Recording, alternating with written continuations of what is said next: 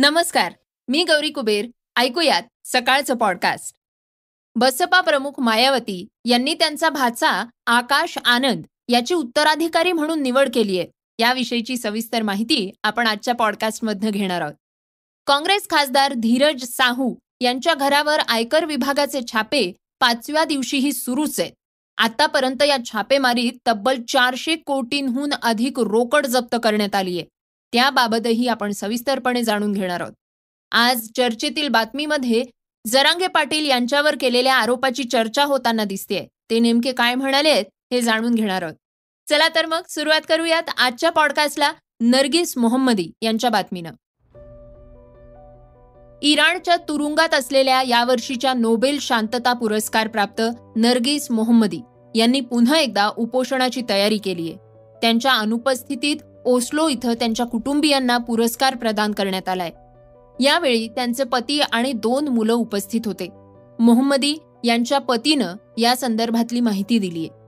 मोहम्मदी यांचे पती ओस्लोतील पत्रकार परिषदेत म्हणाले आहेत की बहाई धार्मिक अल्पसंख्याक गटांसाठी त्या उपोषण करणार आहेत. मोहम्मदी या 2021 पासनं तेहरानच्या इव्हिन तुरुंगात आहेत. महिलांसाठी हिजाब बंधनकारक असणं आणि इराणमधल्या मृत्यूदंडाची शिक्षा या दोन्हींच्या विरोधात त्यांनी आंदोलनं केली आहेत. मोहम्मदी यांनी महिलांच्या हक्काबाबत कायम आवाज उठवलाय. पुरस्कार वितरणावेळी त्या अनुपस्थित होत्या, पण त्यांची 17 वर्षांची 2 जुळी मुलं आणि त्यांचे पती या ठिकाणी उपस्थित होते. अली आणि कायना सध्या फ्रान्समध्ये राहत असून ते गेल्या 7 वर्षांपासून आपल्या आईला भेटलेले नाहीयेत. तर श्रोत्यांनो, जाणून घेऊयात कोण आहेत नर्गिस मोहम्मदी. इंझान इथं जन्म झालेल्या मोहम्मदी यांचं शिक्षण इमाल खोमेनी इंटरनॅशनल युनिव्हर्सिटीमध्ये झालंय. त्यांच्याकडे फिजिक्सची पदवी आहे. कॉलेजमध्ये असतानाच त्या महिलांचे हक्क आणि समानता याबाबत कार्यरत होत्या. पदवी झाल्यानंतर त्यांनी इंजिनियर म्हणून काम केलं. याच काळात त्यांनी सुधारणांसंबंधात विविध पत्रातून लेख लिहिले. 2003 मध्ये मोहम्मदी मानवी हक्कांच्या संरक्षणासाठी लढणाऱ्या तेहरान इथल्या संस्थेत सहभागी झाल्या होत्या. ही संस्था नोबेल पुरस्कार विजेत्या शिरीन इबादी या चालवत होत्या. मोहम्मदी यांना पहिल्यांदा 2011 मध्ये अटक झाली.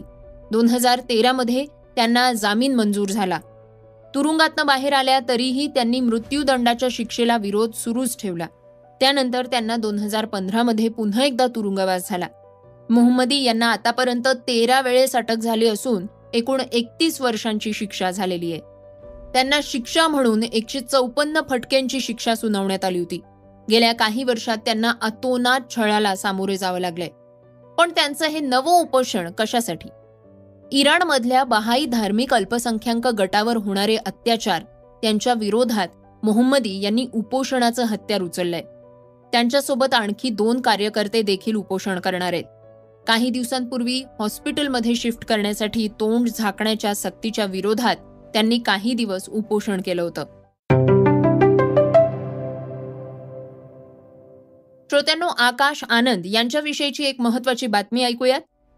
बसपा प्रमुख मायावती यांनी त्यांचा भाचा आकाश आनंद याची उत्तराधिकारी म्हणून निवड केली आहे. आकाश उत्तर प्रदेश आणि उत्तराखंड सोडून सर्व देशात पक्षवाढीसाठी काम करणार आहे. मायावती यांनी यूपी आणि उत्तराखंडाची जबाबदारी सध्या तरी स्वतःकडेच ठेवली आहे.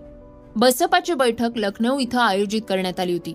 2024च्या लोकसभा निवडणुकीबाबत रणनीती ठरवण्यासाठी ही बैठक बोलवण्यात आली होती. या बैठकीत मायावती यांनी आपला उत्तराधिकारी म्हणून आकाश आनंद यांच्या नावाची घोषणा केली आहे. या पार्श्वभूमीवर आकाश आनंद कोण आहेत हे जाणून घेऊयात. तर कोण आहेत आकाश आनंद?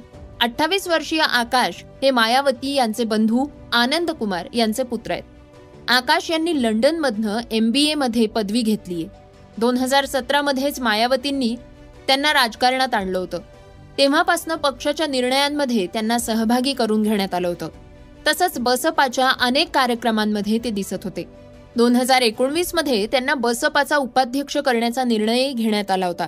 पण नेपोटिझममुळे आकाश यांनी पद घेण्यास नाकारलं होतं असं मायावती यांनी सांगितलं होतं. 2019च्या लोकसभा निवडणुकीत आकाश यांनी पक्षाच्या निवडणुकीच्या रणनीतीची धुरा सांभाळली होती. तसंच 2022 मध्ये उत्तर प्रदेश विधानसभा निवडणुकीत त्यांनी पक्षाचा सोशल मीडिया विभाग सांभाळला होता. 2024च्या लोकसभा निवडणुका डोळ्यांसमोर ठेवून त्यांना संधी देण्यात आल्याचं आता बोललं जातंय. त्यामुळे पक्षाची वाढ करण्याचा ते प्रयत्न करतील अशा आशा बसप कार्यकर्त्यांना आहेत. मायावती यांनी समाजवादी पक्षासोबत संबंध तोडल्यानंतर 2019 मध्ये आकाश आनंद यांना राष्ट्रीय संयोजक करण्यात आलं होतं. हिमाचल प्रदेशच्या विधानसभा निवडणुकांमध्ये स्टार कॅम्पेनर यादीत त्यांचं नाव दुसऱ्या क्रमांकावर होतं. देशातल्या विधानसभा निवडणुकांच्या वेळी पक्षवाढीची जबाबदारी देखील त्यांच्यावर देण्यात आली होती. वयाच्या 28व्या वर्षी पक्षाची जबाबदारी मिळाल्यानं ते कशी वाटचाल करतायत हे पाहणं महत्त्वाचं ठरणार आहे. आयकर विभागाविषयीची एक महत्त्वाची बातमी आता ऐकूयात. काँग्रेस खासदार धीरज साहू यांच्या घरावर आयकर विभागाचे छापे 5व्या दिवशीही सुरूच आहेत. आतापर्यंत या छापेमारीत तब्बल 400 कोटींहून अधिक रोकड जप्त करण्यात आली आहे. धीरज साहू यांनी मोदी सरकारच्या नोटाबंदीच्या निर्णयाविरोधात दिलेली जुनी विधानं आता व्हायरल होत आहेत. केंद्रातल्या भाजप सरकारच्या विरोधातही त्यांनी भ्रष्टाचार विरोधी वक्तव्य केली होती. आयकर विभागाला त्यांच्याकडे कुबेराचा खजिनाच सापडलाय. केंद्र सरकारच्या नोटाबंदीच्या निर्णयाला विरोध करताना धीरज प्रसाद साहू म्हणाले होते की नोटबंदीबाबत अनेक मोठे दावे करण्यात आले होते, परंतु आता आरबीआय कडनं बातमी आली आहे की बँकांकडे पोचलेल्या 500च्या 101.9% आणि 2000च्या 54.16% नोटा बनावट आहेत. या आकडेवारीमुळे सरकारचा दावा खोटा ठरलाय आणि याशिवाय भ्रष्टाचाराविरोधात आणखीही अनेक विधानं त्यांनी केली होती. महत्त्वाचं म्हणजे कारवाईच्या 4थ्या दिवशी धीरज साहू यांचा फर्म मॅनेजर बंडियाच्या ओडिसाच्या बोलांगीरच्या सुदापाडा इथल्या ठिकाणांवर पैशांनी भरलेल्या 20 बॅग्स सापडल्या आहेत. यामध्ये तब्बल 100 कोटी रुपये असल्याचा अंदाज व्यक्त केला जातोय. त्या मोजण्यासाठी सर्व बॅग्स बालांगीर इथल्या स्टेट बँक ऑफ इंडिया शाखेत नेण्यात आल्या आहेत. मागल्या काही दिवसांपासून तब्बल 300 कोटींहून अधिकची रक्कम मोजण्यात आली आहे. तर अजूनही पैशाची मोजणी ही सुरूच आहे. आतापर्यंत तब्बल 400 कोटी रुपये जप्त करण्यात आले आहेत. जप्त केल्यानंतर बोलांगीर इथल्या SBIच्या मुख्य शाखेत जप्त केलेल्या नोटांनी भरलेल्या 176 पेट्यांची मोजणी सुरूच आहे. 3 दिवसांपासून 156व्या बॅगची मोजणी सुरू होती. मात्र याबद्दल आतापर्यंत अधिकृतरित्या माहिती देण्यात आलेली नाहीये. रोकड मोजण्यासाठी स्टेट बँक वेगवेगळ्या शाखांमधल्या 50 कर्मचारी नोटांची मोजणी करण्यासाठी बोलवणार आहे. त्यांना 2 शिफ्ट्समध्ये नोटा मोजण्याचं काम देण्यात येणार आहे. यासोबतच मोजणीच्या कामात आयकर विभागाचे कर्मचारी देखील उपस्थित असणार आहेत. मोजणी दरम्यान अनेक मशीन्स खराब झाल्या होत्या. आयकर विभागाच्या मदतीसाठी हैदराबादवरनं देखील आयकर कर्मचाऱ्यांची 20 सदस्यांची टीम शनिवारी बोलांगीर इथं पोहोचली.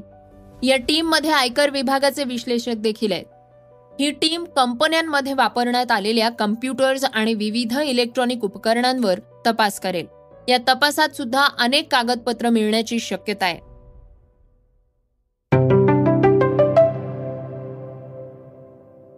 श्रोत्यांनो, आता ऐकूयात आजच्या वेगवान घडामोडी. छत्तीसगडमध्ये मुख्यमंत्र्यांच्या नावावरनं निर्माण झालेला सस्पेन्स आता संपलाय.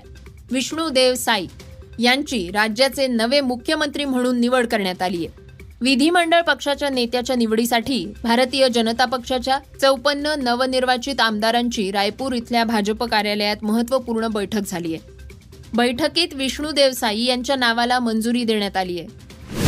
काँग्रेसच्या ज्येष्ठ नेत्या सोनिया गांधी यांच्या वाढदिवसानिमित्त रेवंत रेड्डी सरकारनं महिलांसाठी मोफत बस सेवा योजना सुरू केली आहे. मोफत बस सेवा योजनेनुसार महिलांना आता प्रदेशात राज्य परिवहन महामंडळाच्या एक्सप्रेस आणि साध्या बसमध्ये मोफत प्रवास करता येणार आहे. याशिवाय 10 लाखांपर्यंतच्या मोफत उपचारांशी संबंधित आरोग्यश्री योजनेचं देखील अनावरण करण्यात आलंय. गेल्या काही दिवसांपासून बच्चन कुटुंबियांच्या वैयक्तिक आयुष्याबाबत सोशल मीडियावर चर्चा सुरू आहे. त्यात अमिताभ बच्चन यांनी इन्स्टाग्रामवर ऐश्वर्याला अनफॉलो केल्याचं म्हटलं जात आहे. आता बिग बींनी सर्व काही सांगितलंय, सर्व काही केलंय अशा आशयाची एक पोस्ट शेअर केली आहे. त्यामुळे बच्चन कुटुंबियांमधल्या वादाची अफवा खरी आहे की काय अशी चर्चा नेटकरी करताना दिसतायत. मात्र बच्चन फॅमिलीनं यावर मौन पाळलंय. 2023च्या वर्ल्ड कप स्पर्धेत भारतीय संघाचा कर्णधार म्हणून रोहितचं खूप कौतुक झालं. मात्र आगामी T20 वर्ल्ड कप 2024 मध्ये भारतीय संघाचा कर्णधार कोण असेल हे अजूनही ठरलेलं नाहीये. BCCI सचिव जय शहा यांनी वर्ल्ड कप जूनमध्ये सुरू होतोय आणि त्याआधी आमच्याकडे IPL आणि अफगाणिस्तान विरुद्धची मालिका आहे. आम्ही चांगला निर्णय घेऊ असं म्हटलंय. रोहित शर्माच्या अनुपस्थितीत T20 संघाची धुरा सांभाळणाऱ्या हार्दिक पांड्याच्या फिटनेसवर लक्ष ठेवण्यात आलंय. तो NCA मध्ये आहे आणि खूप मेहनत करतोय. अफगाणिस्तान मालिकेपूर्वीही तो फिट होऊ शकतो असं जय शहा यांनी सांगितलंय. श्रोत्यांनो, आता ऐकूयात आजची चर्चेतली बातमी. मराठा आरक्षणाचे नेते मनोज जरांगे पाटील यांनी आता राज्याचे उपमुख्यमंत्री देवेंद्र फडणवीस यांच्यावर केलेली टीका चर्चेचं कारण ठरतीये. त्यामुळे राजकीय वातावरणही तापल्याचं दिसून येत आहे. जरांगे पाटील म्हणाले आहेत की उपमुख्यमंत्री देवेंद्र फडणवीस यांच्या ताटात जेवणारे काही राजकीय नेते वेगवेगळे स्टेटमेंट्स करून गैरसमज पसरवतायत. त्यांना पुढं करून देवेंद्र फडणवीस समाजात फूट पाडतायत असा आरोप करताना त्यांच्यावरचा आता विश्वास उडाला अशी टीका जरांगे पाटील यांनी केलीय. ते निलंगा इथं पत्रकारांशी बोलत होते. ते म्हणाले की मंत्री छगन भुजबळ यांच्या प्रत्येक प्रश्नाला उत्तर द्यायची गरज नाहीये. ते कामातून गेलेत. त्यांनी आता लवकरच गोळ्या सुरू करून घेतल्या म्हणजे बरं होईल. आणि याच वेळी जरांगे यांनी भाजपचे नेते प्रवीण दरेकर यांचाही समाचार घेतलाय. त्याचीही जोरदार चर्चा होतीये. श्रोत्यांनो, हे होतं सकाळचं पॉडकास्ट. आजचं सकाळचं पॉडकास्ट तुम्हाला कसं वाटलं हे आम्हाला सांगायला विसरू नका. YouTubeवर सुद्धा तुम्ही आता हे सकाळचं पॉडकास्ट ऐकू शकता आणि त्या माध्यमातून तुमच्या प्रतिक्रिया, तुमच्या सूचना आमच्यापर्यंत पोहोचवू शकता. सगळ्यात महत्त्वाचं म्हणजे सकाळचं हे पॉडकास्ट तुमच्या मित्रांना आणि कुटुंबियांना नक्की शेअर करा. तर आपण आता उद्या पुन्हा भेटूयात. धन्यवाद. Script and research Yugandhar Tajane, Neelam Pawar. वाचा, बघा आणि आता ऐका आणखी बातम्या isakal.com वर. तुम्ही हा पॉडकास्ट isakal वेबसाईट आणि ऍपवर सुद्धा ऐकू शकता. विसरू नका, या पॉडकास्टला आपल्या आवडीच्या पॉडकास्ट ऍपवर सबस्क्राईब किंवा फॉलो करायला.